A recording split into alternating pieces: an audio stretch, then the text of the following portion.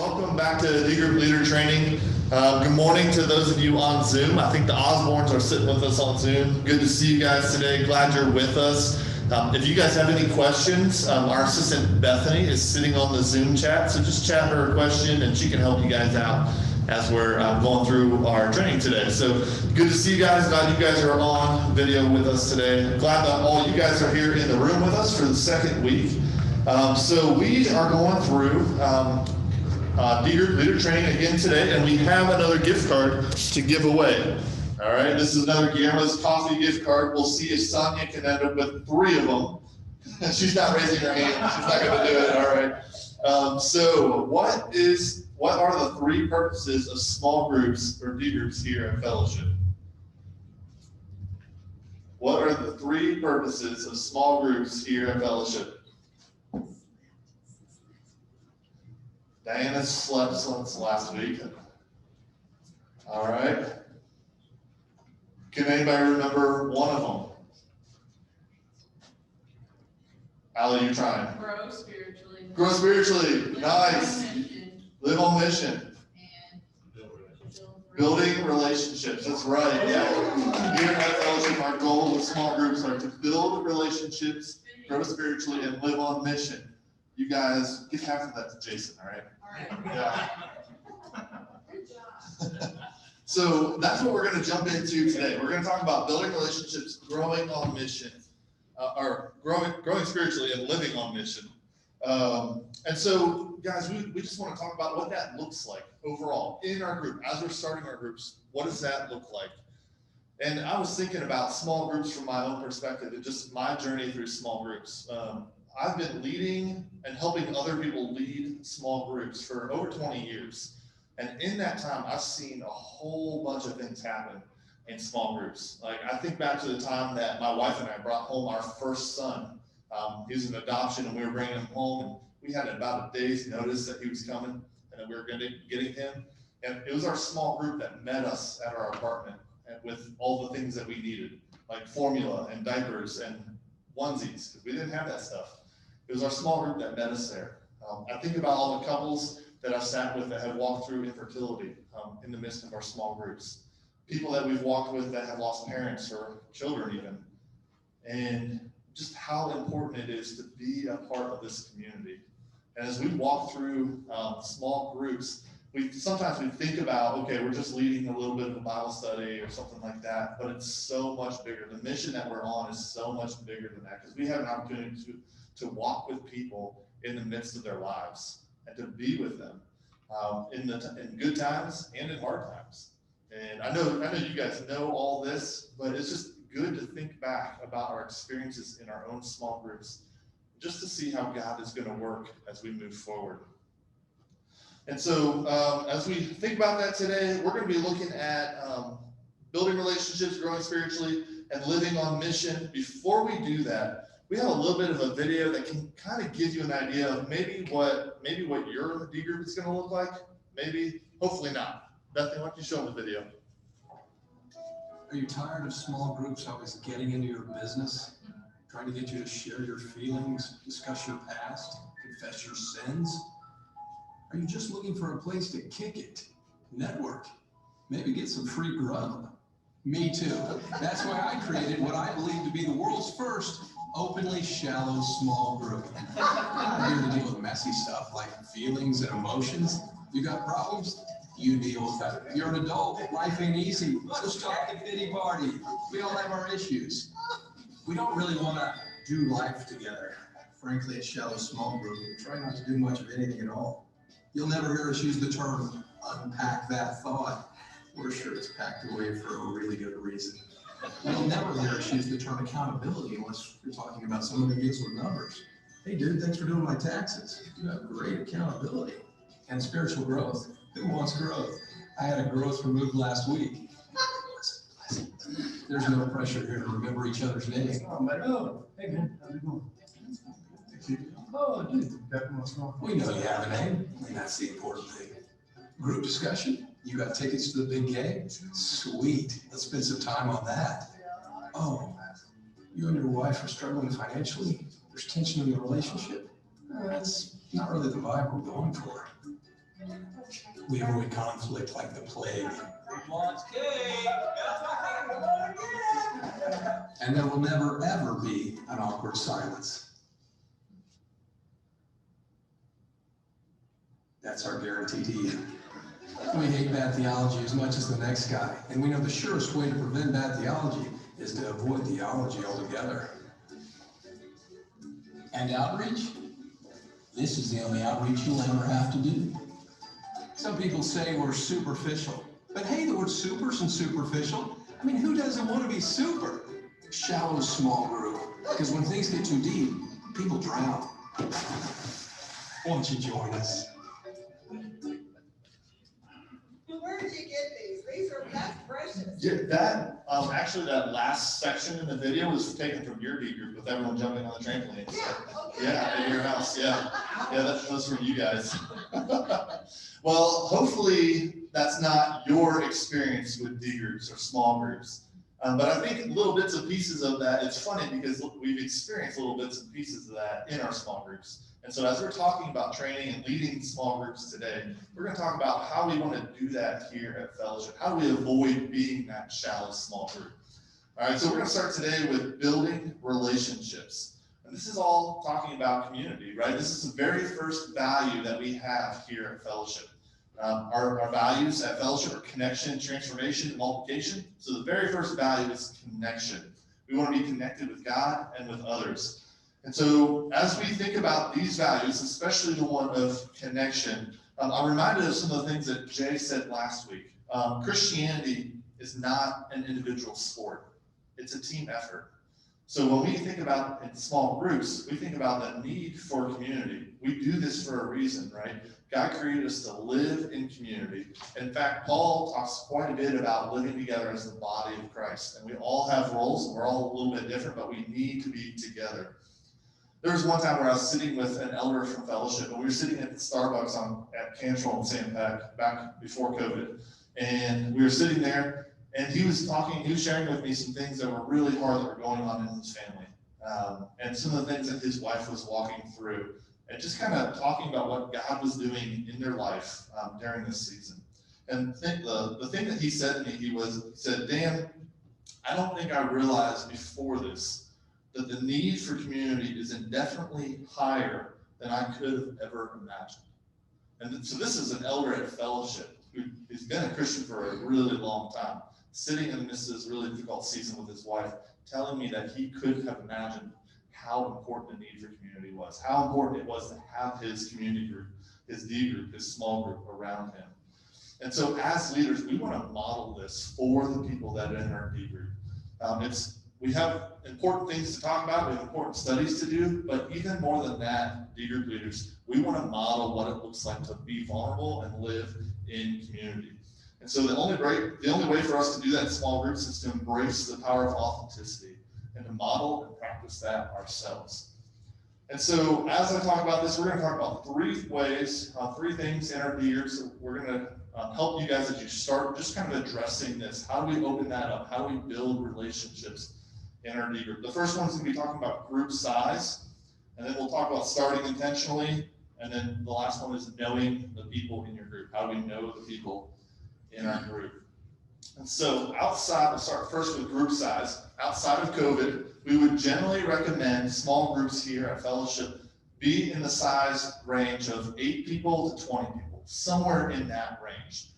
Usually that 12 to 15 is really the sweet spot where you start to, you have just the right amount of people, not too many, not too little. If people don't come one week, you still have plenty of people for your small group. But we generally recommend 8 to 20 people as you get your group started. Now, sometimes, like seasons like COVID, it doesn't always work like that. We're backing that off a little bit. Maybe 8 people is kind of the max of what you're looking at during a season like COVID. And so we would recommend as you're starting your group, if you're starting a group brand new, that you would at least look at 6 to 8 people. That's probably about the good spot to start a group. All right, and so how do you go about starting a group? How do you go about filling your group up? How do you find people to be in your group? Well, the first way is you guys find people for your group. That's the first way to fill and bring people into your group. Start with people that you know. Invite people around you Who do you know at fellowship that could be part of your D group? Just take an opportunity and invite them. Sometimes I hear people say, well, I don't know if they're in a group or not. Well, then ask them. Don't let that hold you back from inviting them to be part of your group. There was one time that my wife and I, this was a few years ago, we were sitting, amazingly, we showed up to service about 5 minutes early. And we were in the warehouse service. We got all our kids here, got them checked in to childcare, and we brought them in, and Emily and I were able to go into service, and we sat down about 5 minutes early. And we just kind of sat there for a second. And then we noticed that there was this couple that was sitting right behind us. They were sitting at one of those tables in the warehouse, and so we had some time, so we just turned around and said hello, and we started to get to know them. And before we knew it, we were really starting to hear more and more of their story. At first, they started with saying this was their first time at fellowship. And then we realized that this was the first time they'd come to church in about 10 years. They hadn't been in the church in about 10 years. And the conversation went on, and then by the end of the service, Emily and I just turned back around to them and said, hey, why don't you guys come check out our D group? It's meeting on Tuesday night. You know, we've already gotten to know you guys a little bit. Why don't you come visit? It's at our house, and why don't you guys just come join us and meet some of the other people here at fellowship? And they showed up 2 days later, right? It's that easy. Sometimes it's kind of hard to think about who do we invite. Sometimes it's just a matter of just saying it and just inviting somebody who's around you. You know, another option for inviting somebody is hanging around the Connection Center on Sunday morning as people are coming, saying that they want to be part of a D group, right? Just kind of listen in on the conversation. Say, hey, I lead a D group. Why don't you come visit our group this week? We'd love to have you. Tell me your name and stuff like that too, you know, so it's not weird. But so the next thing that we do is the Connection Center. The other way to fill our groups, to add people to our groups, is the Connection Center. So every Sunday you hear our pastors inviting people to come to the Connection Center to get to know more information about our D groups and things like that, to look for a D group. So when people come to our Connection Center, we take those contacts and we try to help them find a D group here at our church. So sometimes we may be calling you as D group leaders, saying, hey, we have this person, we have this couple, and we think they might be a really good fit in your group based on what we know for your group. Would you guys mind reaching out to them and connecting with them? And just saying, hey, we'd love to get to know you and invite you to our group. So sometimes it happens that way. The third way that people find your D group is through our group finder on our website at fellowshipar.com/groups. People go to our group finder, they look at the different groups that are available, and they have an opportunity to send you an email as a D group leader right from our website. And so as they're checking out that group or checking out your group online, every once in a while you'll probably get an email from somebody interested in your D group. And so what we would ask of you is to reach out to them as soon as possible, because they're sitting on their end making a request and just hoping that somebody will respond to them. And so we just ask for you guys as D group leaders to reach back out, respond to them, and let them know that you got their inquiry and that you'd love to talk with them some more about your D group. So not all groups show up on the group finder. You guys are able to take your group off the group finder if you're not in a season where you want to fill your group through the group finder. But when it's available on the group finder, we want people to be able to find you guys and be able to talk with you. And so when those inquiries come in, our team can kind of see it in the background. So we'll walk with you if you guys have any questions. But we'd love for you guys to connect with people that way. So 3 ways to fill your group. Who do you know? Some people come to the Connection Center, and people look on the group finder too. The next thing that we want to talk about is starting intentionally. As you think about starting your group, we want to do this with some intentionality. Jason kind of talked about the plan of getting your group together and how to start it. And last week we talked about some steps to becoming a D group leader, filling out the D group application, meeting with your pastor, coming to the training. But one of the last things on that list is throwing a kickoff party, right? Having a kickoff party to get your group started, inviting people to that kickoff party. And when you are getting your group started, how do you get a rhythm, right? So you use that kickoff party to establish your rhythm, to get things going in the group, and to talk with your group about important things of what your group is going to be about. Establishing that rhythm and that routine right there. And we recommend checking out something called a group covenant. This is a sheet that we gave you last week. It talks about just important things that your group is going to be about. As a leader, you can establish some of those things on the front end, or you can use those first couple of meetings to put that together as a group. But just kind of establishing some of those important things as your group, so everybody coming to the group knows what your group is going to be about. That way they know the expectations of your group right from the beginning. One of the important things that we would recommend that you address right there from the very beginning, from the first couple meetings, is attendance. What does it look like to come to your group on a regular basis? Here's kind of the expectations. When you lay out the rhythm of how often your group is going to meet, you can help with those expectations. Okay, we meet on the first 3 weeks of each month, and then our group takes the 4th week off. So just plan on that. Go ahead and put that in your calendar and make that your schedule. Right, so in this workbook right here on page 24, we have a little section that talks about attendance there. Attendance is one of those things that over time begins to cripple and eat into a group and really start tearing a group apart. So this is something that from the very beginning, we want to make sure we're talking about just how important coming to the group is, how important it is for each person to be there, to be a part of the group, and just how valuable each member is to the group. So we want to set that expectation from the very, very beginning. If you need help with attendance ideas or things like that, this essential guide will also help you with that. There's some tips in here in this essential guide workbook. On page 35, how to address inconsistent attendance.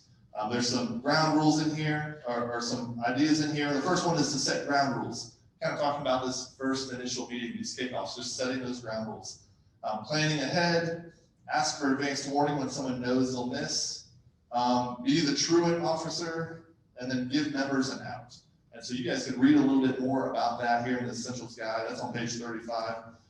But attendance is something that really does need to be addressed from the beginning of your group, and then carried on consistently throughout, just kind of encouraging people and reminding them of how important it is to build relationships together. So as the group leaders, the last step here in building relationships that I want to talk about today is knowing your group.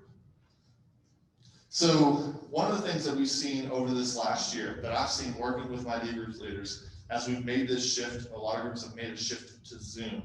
We found a lot of groups saying that Zoom it's not really working for us. And so one of the things I've realized is that Zoom is sometimes, in some groups, manifesting an issue that's already been a problem in the group for a long time. The group doesn't really know each other. And so when you get on a screen and you're just kind of staring at the screen, you're like, well, what do we talk about? We don't really know these other people on here. And so as group leaders, we want to work hard to make sure that we know the people that are in our group. We want to demonstrate the values of connection, knowing God and knowing each other. And so we do that through small group time, right? As a D group leader at D group, you're not just there to teach the lesson, right? We want you to work through the whole group, just getting to know everybody, making sure everybody knows that they're welcome. You, as the leader, you guys have a little bit bigger purpose there than just attending the group on your own. So make an effort each night to try to get to know somebody a little bit deeper than just the study that you guys are going through. Also, it's really important to get to know people outside of the group. Getting to know people outside of the group time each week is the foundation of beginning to build your relationships with them and get to know them at a deeper level. That's where people kind of let down a little bit, let off their guard, and you get to know them as a person a little bit more. So there's some ideas on page 25 here in this workbook on how you can do that. So at the group meeting, you can do things like share life stories with each person in the group. You can have meals together. You can take a night and split up the group by gender, right? Have your meeting in a different location just to throw things off a little bit. If you're meeting at the same place every single week, try something different and just see what happens. And then the last one in building relationships, and sometimes this gets overlooked even in small groups, but spend some time playing games and laughing together, right? Just how important is that in building relationships? There's one time when my wife and I were leading a small group, and it happened to be in the middle of the Olympics. And I think it was the Summer Olympics that year. And so we were leading we were leading that group, and as everybody came, we could tell that there was just kind of this thought on everybody's head. What's going on in the Olympics? There were some exciting things that were going on. I wonder what's happening. I wonder who's winning that swim race, swim meet, swim match, swimming. Who was ever winning that swimming competition? Who's winning the races, right? And so my wife and I just kind of, as the group was getting started, we called an audible, and we're like, you know what, tonight, guys, I can tell it's on everybody's mind. Why don't we just turn on the Olympics, enjoy the Olympics together? We're gonna order some pizzas, and we're just gonna hang out as a group tonight and get to know each other a little bit better while we watch the Olympics. All right, so don't be afraid to do things like that, to break the rhythm up in your small group. Put maybe the agenda aside from time to time and just have fun and enjoy each other in the small groups. So outside of the meeting, what does it look like to get to know our other D group members outside of the meeting? Texting is a really, really great way to do that. Just dropping a note in to somebody, letting them know you're praying for them, asking them how their day or their week is going, or even reminding them about a prayer request that they had at your small group meeting, and just checking in to see how they're doing with that. Those things can go a long way with just a simple text. And so when I lead small groups, one of the things I try to do is grab one person from the group, and my wife will grab one of the ladies. We'll just text one person that whole week. And we'll just start with that person and text them, and maybe the conversation will carry on through the week, maybe it won't. But just one person a week, and then the next week we'll pick a different person and we'll text that person. Just checking in with them to see how they're doing.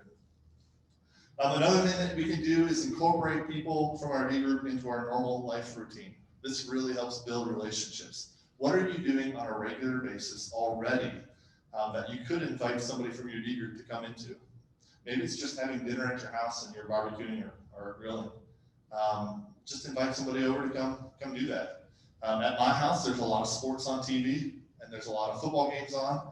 And so, you know what? If I'm just sitting there watching a game anyway, why not call a guy or text a guy from our D group and invite them to come over and watch the game with us? All right, so what are you doing already in your regular routine that you could incorporate inviting someone from your D group into that? Another idea is asking good, open-ended questions, and just being interested about their life, asking them what's going on in life and how they're doing with this or that, kind of remembering some of those prayer requests that they brought up from the group. And then as leaders, just encouraging your group to be a family to one another, right? We're all in different places when we come into D group. Some of us have great families here in Central Arkansas. Some of us don't. And so we never really know where everybody in our group is unless we're talking to them about their family and encouraging our whole D group to be a family together, to walk with each other in the midst of the good times and in the midst of the hard times, right? It's a lot easier to open that door and walk into a hard area of somebody's life with them when we know them in the other areas of life too, right? So that's a little bit about what we want to talk about with building relationships. Just kind of what does group size look like? How do we get our group started? How many people should be in our group? What does it look like to start intentionally? Kind of building out expectations from the very beginning. And then knowing the people in our group. How do we build relationships with the people that are in our group? Well, we have a couple of resources that we want you guys to know about as D group leaders. At our website, fellowshipar.com/dgroupleader. I hope you guys are sensing a theme. Anything that you're looking for, just slash whatever it is, right? So this is /D group leader. You can see we have a special webpage just for you guys as D group leaders where you can find a lot of tools. And I'm talking specifically under the building relationships section here. There's a paper on there or a PDF on there called Sharing Your Story that really helps your group get to know each other. Sharing each other's stories. It's a great way to start your group. Just maybe taking one person or one couple a week and having them share some of their story. That worksheet there will help you walk through that. Knowing your group is the next one. I think it's here in this workbook too, at page 26 and 27. This is a really easy exercise on your handbook on page 26 and 27. So you just write down the name of your D group member right there. And then there's some questions around the values that we have here at Fellowship about that person. And just fill in what you know. It's a great way to pray for them. And then also kind of develop some questions on how to engage with them further the next time you see them. The last tool that we recommend up there is called story cards. How do we get to know other people in our group? How do we create some avenues for people to share their stories? So story cards on there is a link to a resource that's on Amazon. And it goes a little bit like this. So I'm going to show you guys a picture, all right? And then on this picture, on this slide, there's 4 pictures, and I want you guys to pick the picture on there by letter of which one you're feeling the most right now. Which one do you kind of identify with and say, that's me right now in life? That one kind of describes how I'm feeling, what my life is like.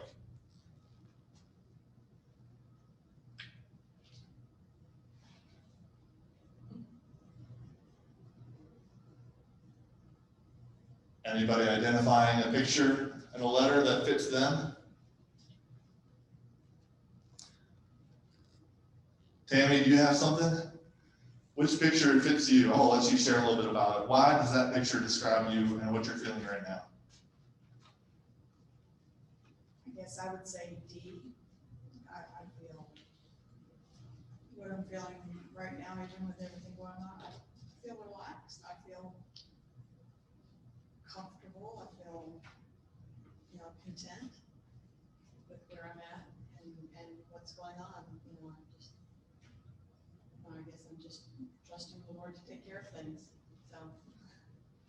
Yeah, and in the midst of a crazy world that we're living in right now, like, what are you doing specifically that's helping you trust the Lord right now?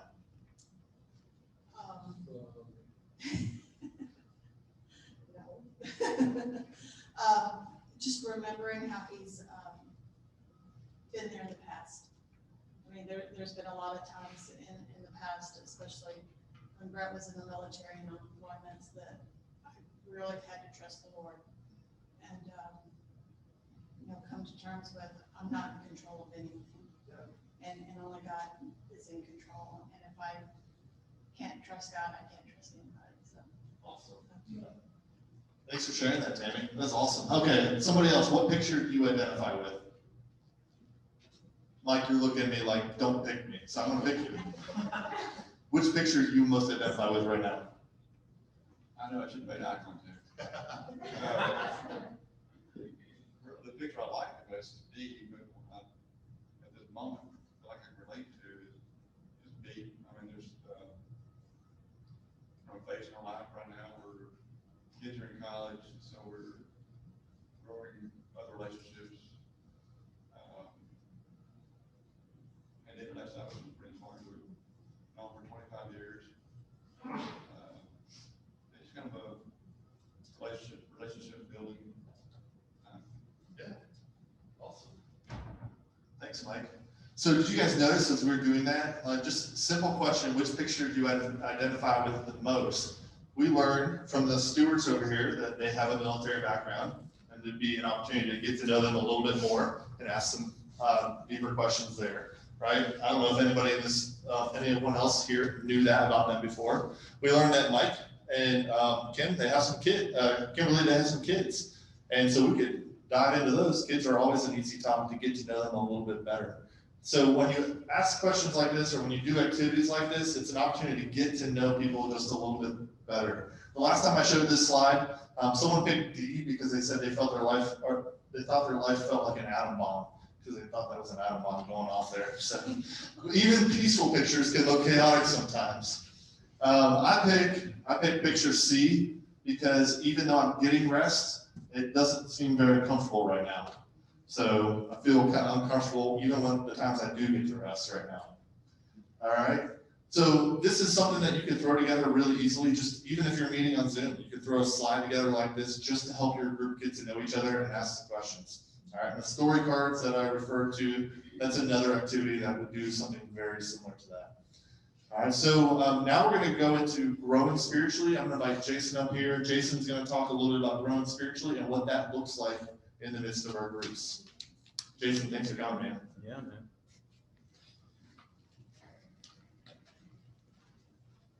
Okay, Dan shared it with you.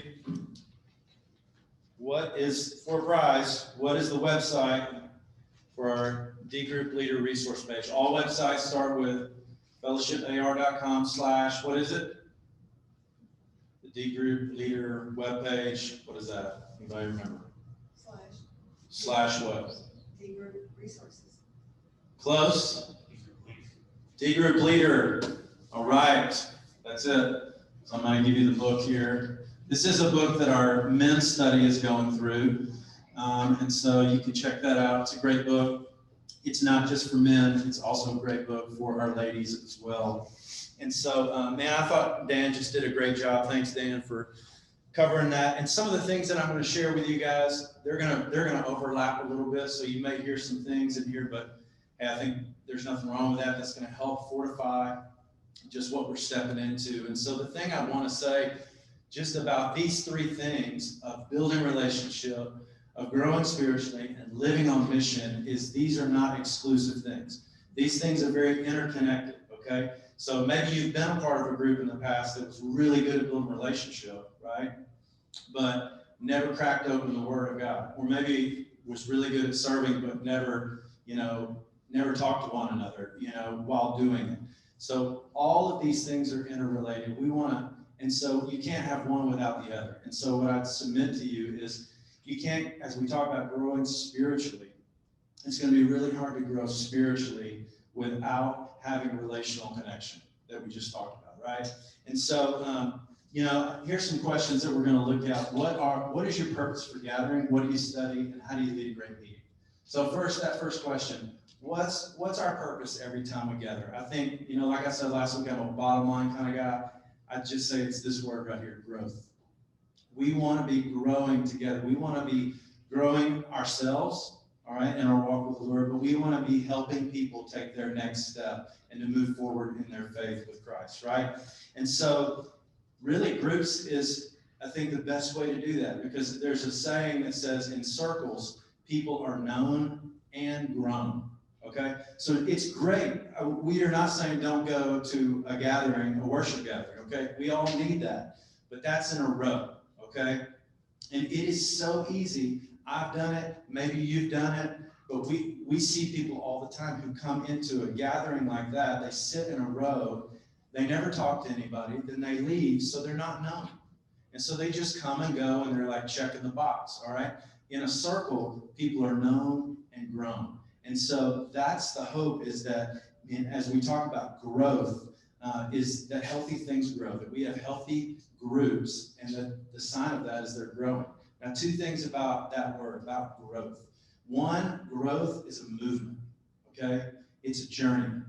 And so any step that we take forward is growth, and every step that we take forward is progress, okay? And that's going to look different for every person in your group. It's going to look different for you guys as married couples or single or whatever you are. It's going to look different for every one of us. But I'd say let's be people who celebrate growth when it happens in people's lives, even if it's a little step, all right, because it's forward progress. I tell guys all the time when I'm discipling young men, or maybe they're having a hard time with spiritual disciplines, I say, look, and we can have a tendency to feel so defeated, right? But the deal is, like, any day that you open up the Word of God and spend time taking that in, that's a good day. That's a step in the right direction. So celebrate that. Anytime you spend time with the Lord in prayer, that's a good day. That's a win.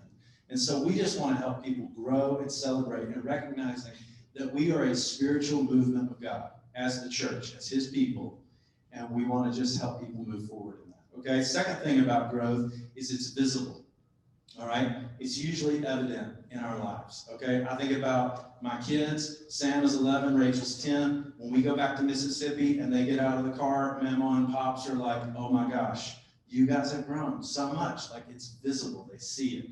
And so we want the same in our lives as believers, and to live out Galatians chapter 5, that the fruit of the Spirit would be evident in our lives. That love, joy, peace, patience, kindness, goodness, gentleness, faithfulness, self-control, those things would be growing in our lives as leaders, but they'd be also growing in the lives of our people. And so I think a question is, every time we gather, a question we'd love for you to keep at the forefront is, like, are we growing in these areas? Do we see fruit in the lives of the people in our group? Are there signs of life that are happening? And so that's really just kind of some heart issues. Like, when we gather, man, we want there to be growth.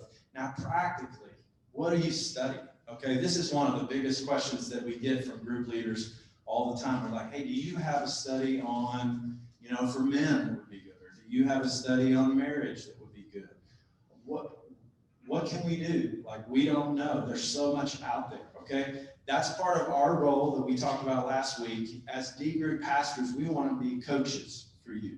And we want to, I said, we want to encourage, equip, and empower you. So this is part of that equipping for you guys. And Dan mentioned this. I'm going to ask Bethany to just put it back on the screen on the D Group Leader webpage. And so /D Group Leader, it comes up. I see why you said resources now. I see why you said that, but there it is. You just have to type in D Group Leader and it'll come up. So right here, Spring 2021 curriculum recommendations. So I handed you guys this sheet. It's the one with the red at the top, okay? So what we have done is we've just collected and tried to narrow down, like, here are some good studies for you guys to be able to step into, okay? And they come under different topics. There may be men's, women's, marriage. There may be life topics. There may be books of the Bible. But there's a lot of different recommendations on there that kind of help you narrow it down, okay? And so these may be studies that we've had small groups in the past do that we go, man, we got a really good report on this study and people really grew and enjoyed this. And so this would be a great one. But these have been vetted, so to speak. So there's good theology in those things. You can trust those. We change that resource and update it a couple of times a year. And it may not all change, but some of it will change. And so that's a resource that is always available on our D Group Leader page. Now, at the bottom, see where it says sign up for go back up. So where it says sign up for Right Now Media, right then the bottom middle column. So one of the things I love about fellowship is we want to be a generous church. We want to be generous people. And our leadership has been so generous to say, we want to supply every person at fellowship with a Right Now Media account, okay? And so that is available to you, not just as D Group leaders, but it's available to the people in your D Group. And so a lot of the studies that are on the D Group curriculum are video-based studies that are on the platform of Right Now Media. And so you can go to that right there and click sign up for Right Now Media, create your account, and then everybody in your group will have access if you want to do one of those studies, okay? We narrow it down because that's kind of like the small group version of Netflix, all right? And I don't know if y'all are like me on Netflix. I like scroll, and I never watch anything. I watch trailers, and I'm like, nah, not interested. Nah, not interested. Yeah, that might be good. I'll make a mental note. But I never watch anything, okay? And so we don't want you to do that. We don't want you to get stuck. We'll be overwhelmed. And so this is our effort in trying to help equip you to say, here's some good studies that would be really, really beneficial for you. All right, does that make sense? And I will say one of the studies that's really great, Dan mentioned over here, like, what's your story, knowing your group. If you were looking for a good study, right in the top left corner, there's a 6 to 8 week study called Starting Well in Your Small Group by Andy Stanley. That would be fantastic to use if you're a new group starting. Kind of what Dan was talking about, set some of those expectations and all of that stuff at the beginning. It just gets everybody moving and tracking in the same direction, and that can be really healthy. And so, or that will be really healthy for you guys. Hey, the other thing that we give you as a resource is the Sermon Curriculum Guide. So our team, along with other pastors on different teams, we've got people from the care team, we've got people from, I don't know, a bunch of the different teams, and everybody chips in, and we write sermon questions based on the sermon curriculum, or based on the sermon series that we're in. And we provide these on a weekly basis, pretty much September through May. We'll take a break maybe like at Christmas from writing questions, and we may take a break in the summer from writing and providing these questions. But these are pretty much provided if your group says, hey, we want to follow along the sermon series, then this is a resource that we email out to you every week, but it is also available if you just, I don't remember if this is above what we were just, it's below what we were just looking at. I'm getting finger signs from the back. So But that's all on the D Group Leader page, and so you can access that there, and but we'll also email that to you as a resource. All right, good. All right. So next question. Sorry, I'm getting my notes in order, guys. Next question would just be, how do you lead a great meeting? All right, and so this is kind of getting back to the heart of things. How do you lead a great meeting? And I want to kind of zoom out from that and ask even another question. This is not going to be on the slides up there, so you may just write down, take these notes. But how do you have a great group? Because I think if we think, how do you have a great group in terms of the lifespan of the group and the group as a whole, all right?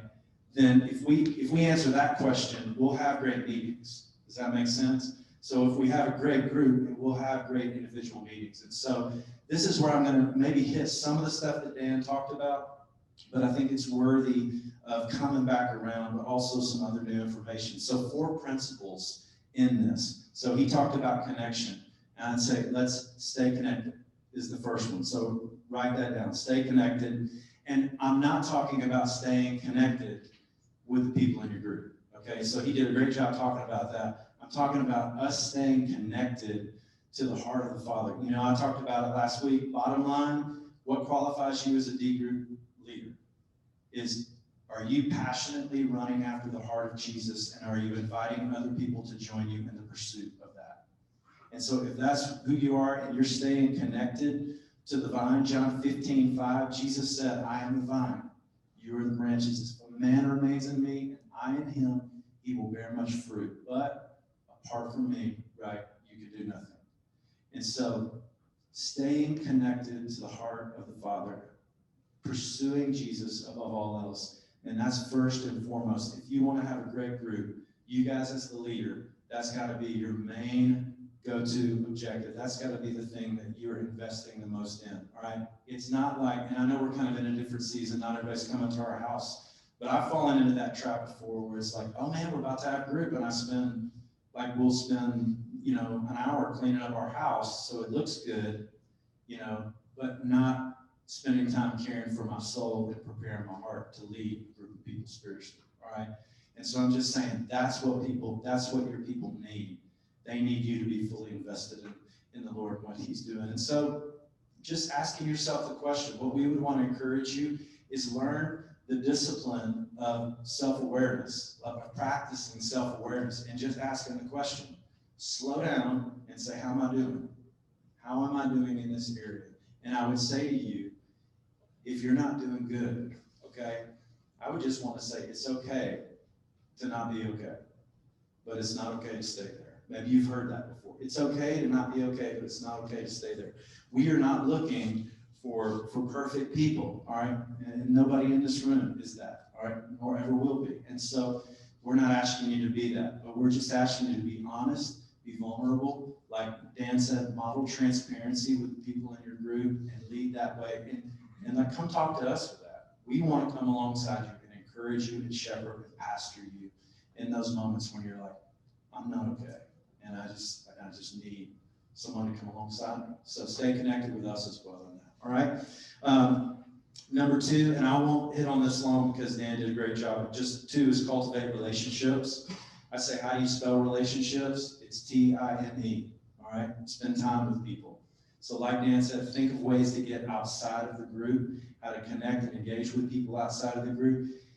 The reason that here's our hope is what we are modeling for you guys as D group pastors and how we're stepping in and encouraging you, whether that be text, call, go to lunch, drop a gift on your doorstep, send you a voice memo prayer. Those things we're doing because we love you, but we're also doing because we hope that you will take those things and then do them with the people in your group. Does that make sense? And so we're just trying to model that, and then we just want you to follow in that. Here's the thing I would say is a way you can cultivate relationship is don't teach, all right? We are not, I just want to be real clear about this, we're not asking you to teach for 50 minutes in your group, all right? We're asking you to engage the people in your group. We would say this, 80-20 rule. If you're talking 80% of the time as the leader and the people in the group are talking 20% of the time, that's not a win. What our desire is, look, when we said in circles, people are known and grown. If you're talking 80% of the time, they're not feeling very known. And if I'm that guy, come to your group and you're just talking at me the whole time, I'm probably not going to keep coming to your group because I want to come to a place where I feel like people want to know me and I have the opportunity to get to know the people in the group. And so Dan said, ask open-ended questions, right? Ask good questions. There's a great app. I've been using this with my kids lately. It's kind of the version of what Dan shared with story cards, but it's just a free app you can get. It's called Questions in a Box app. Okay, that's the name of the app, Questions in a Box. And you just pull that up, and it's got just great questions, whether you're in a group setting or whether you're in a one-on-one conversation. And I'd say use those to engage people and to talk with them. All right. Here's the other thing: if you're talking for 50 minutes or trying to teach that every week, you're going to get exhausted. You're going to get exhausted. And I had a group leader back in Mississippi, and I was like, "Hey man, tell me about your group." He's like, "Man, I'm tired, man. I'm tired from leading. By the time I get my talk ready," and I'm like, "Well, tell me about that." He's like, "Well, it's about 50 minutes, 40, 50 minutes." And I'm like, "How long does it take you to get that ready?" "About 8 hours, probably a week. I'm studying, getting ready." I'm like, we got teaching pastors, and they're called, and they're equipped, and they're very gifted at doing that. So look, you guys lead relationally in that, and you'll grow spiritually, all right? Third thing, share ownership. So give leadership away, all right? Don't try to do it all yourself. We talked about you're a part of the team, okay? So just as this is a team right here, I would encourage you to think of your group as a team, okay? And give different people on the team a role. There might be somebody who you could say, hey, like, they've got a passion for a local ministry. We're going to talk about that, like plugging in with and living on mission. They may have a heart for that, and so let them lead that, let them mobilize that, and then come back and lead the group to step into that, okay? Maybe it's somebody's really good at communication, let them take over the group chat, whatever it is, but give leadership away, and the people in your group will be more bought into just what you're doing, okay? And then the last thing, and Dan mentioned this, but provide care. But the part I would want to hammer on this is praying for one another, praying for one another, and praying with one another. How many of you have ever been in a group and you come to the end of the group time and the group leader says, "All right, guys, well, we got about 5 minutes left. Anybody got any prayer requests?" All right. Nobody? Okay, I'll pray for us. Okay, Lord, that's it. And that's how you end the group. And that may be the only way you've ever prayed together. Okay? Not a win. Okay? Let me just say, not a win. That's not what we want. And so we talked about make a plan. So as you're building a plan, you're saying, how can we grow in the way that we're praying for and the way that we're praying with each other? How can we do that? So here's one way. Just that's been really good in groups I've been a part of, is I'll just say, hey guys, we're going to take the last 15 minutes of our group and we're just going to spend some time praying together. We're going to go one-on-one, so ladies just pair up with another lady, guys pair up with another guy, and let's just spread out and let's take 15 minutes and let's just talk about some things. Just be transparent and vulnerable with each other about what's going on in your life. I've had guys who never say a word in the group setting pour their heart out in tears one-on-one when that happens. And so creating space and opportunities for that to happen. And then, like Dan said, and then take that person, pray for them that week, engage them that week. Let's not just be people who love in word and talk, right? Let's love in deed and truth, like the scripture says. And so out of those things, and staying connected, cultivating relationships, sharing ownership, and providing care, look at that list and say, what do I do really well on that list? What's just natural for me? What is really easy for me to step into? And then go, okay, I'm going to keep doing that, okay? But then also look at the list and say, what do I not do really well on that? What could I give away? But what do I need to improve on? What do I need to ask the Lord to help me in that? All right, does that make sense? So those are some good, I think, questions for you to walk away with today and just chew on and think about, what do I do well? What do I need to step into a little bit more on that? So, all right, Amy's going to come and she's going to talk to us a little bit about living on mission. All right, thank you, Jason. Well, we are nearing the end of our time, so I'm going to go pretty quickly. Jason did a great job of just talking about how these three things, the building relationships and growing spiritually and living on mission, really all work together. They're not independent. And that was really the main thing that I wanted to talk to you about with living on mission. Is as you think about building relationships, think about what are we building those on?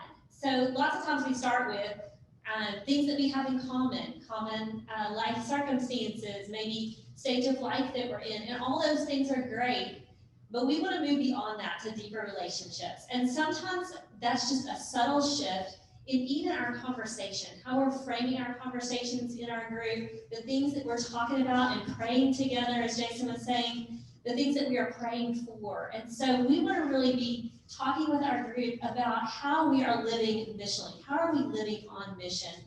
If you remember last week, we talked about that our mission here is to make disciples who make disciples, right? And so we want to keep that at the forefront of our minds. And so we want to be asking people, who are the people in your sphere of influence that you're praying for that don't know Jesus? How can we come alongside you and pray with you for that person? And looking for opportunities to engage even as a group. Sometimes there's opportunities where there's someone that maybe somebody in your group really has knows that the Lord has put them in their path, and they are seeking to just share Jesus with them. And there's opportunities to invite that person, even if it's not to your group, because maybe that setting wouldn't be the right setting, but maybe it's even something your group does socially together that you might invite that person to be a part of, or maybe it's serving that person in some way. I know that our group had an opportunity where there was a woman who had, they had like 5 or 6 kids, the husband had lost his job, there were just situations going on with this family, and one of our members was connected with them.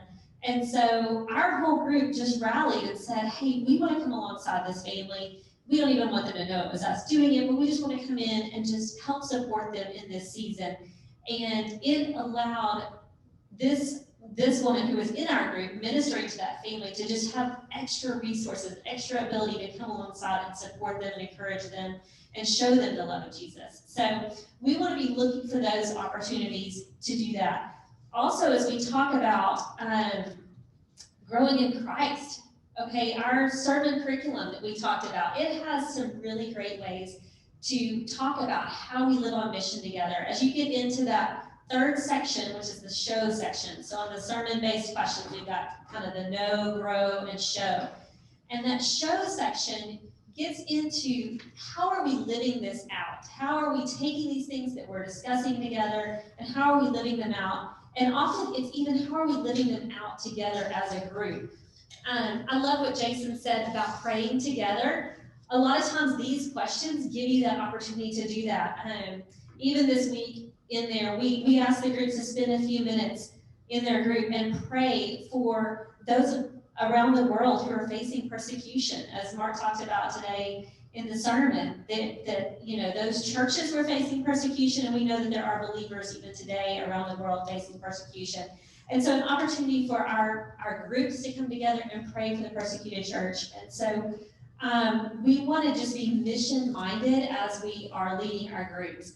And, you know, as we think about that, just even going back to building relationships, when we serve with one another, when we do things together like that, it deepens and it strengthens our relationships. So that's where these all kind of work together. It's like, you know, as we build relationships and we're growing spiritually, living on mission should flow out of that. But also, as we are living on mission, it strengthens our relationships. It helps us to grow in Christ. So all these things really work together to build one another up and to have that growth that Jason was talking about. Okay, so I'm going to real quickly go on to the 3 things that we talk about specifically for groups, ways that we want to encourage you to be growing and living on mission. The first one is multiplying leaders. And so this is something that is just strategic for you guys as leaders to be thinking about. As you're leading your group and you're looking and you're seeing who are the people in my group that I'm seeing them following Jesus, and they are growing, and I see that they could lead others in this. We want to be calling them up. We want to be encouraging them, giving them opportunities to lead. It might even be that you ask them to take a week and lead, to just start getting comfortable with doing that. But that way we continue to produce leaders and more opportunities for people to be in groups and more people to be able to hear even the good news of Jesus, to have a place in their groups to invite more people in. So we want to be multiplying leaders. The second one is serving in the church. So look for opportunities where you all as a group can be serving in the church, but also talk to your individuals about where are you engaging in the church? Are you showing up as just a spectator, or are you contributing? Are you a part of serving in the church? And then finally, local and global mission partnerships.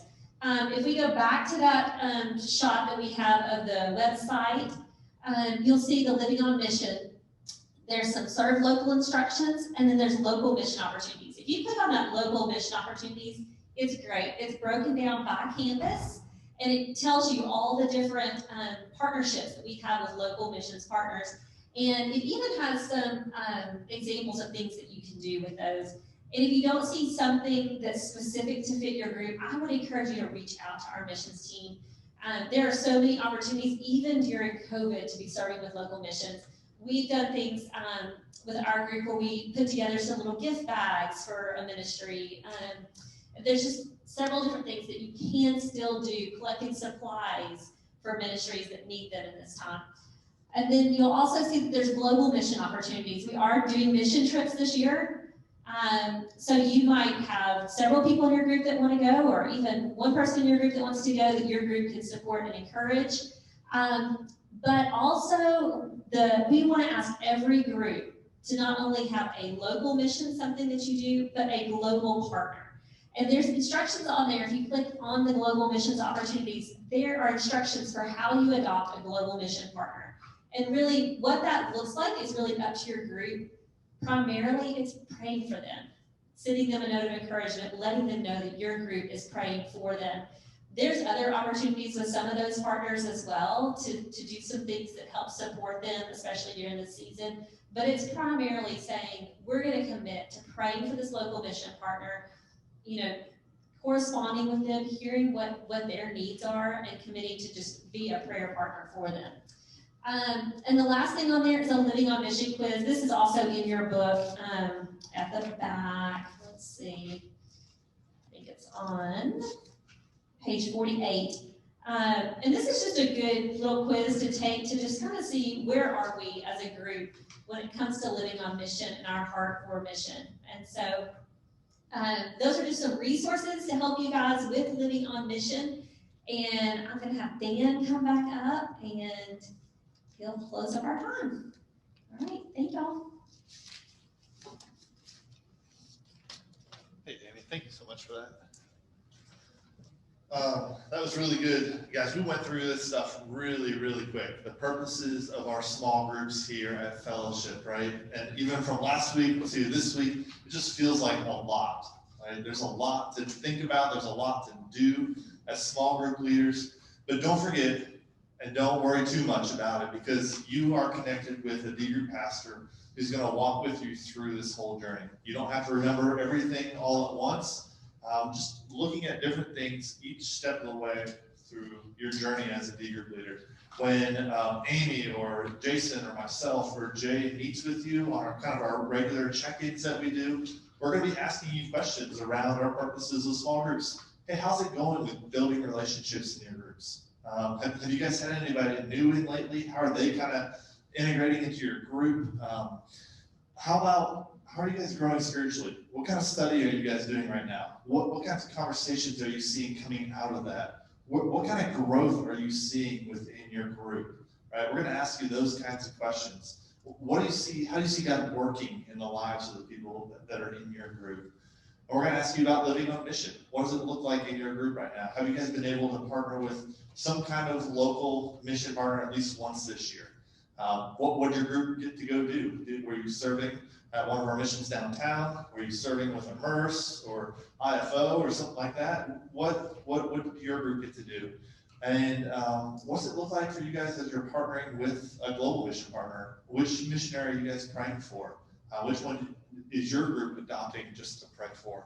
And so we'll ask you those kinds of questions as we're getting together with you on a regular basis, just helping you guys lead your groups well. So I have one more gift card to give away to you guys, all right? And I'm not going to surprise you because it's still the same question. What are the 3 purposes of small groups here at Fellowship?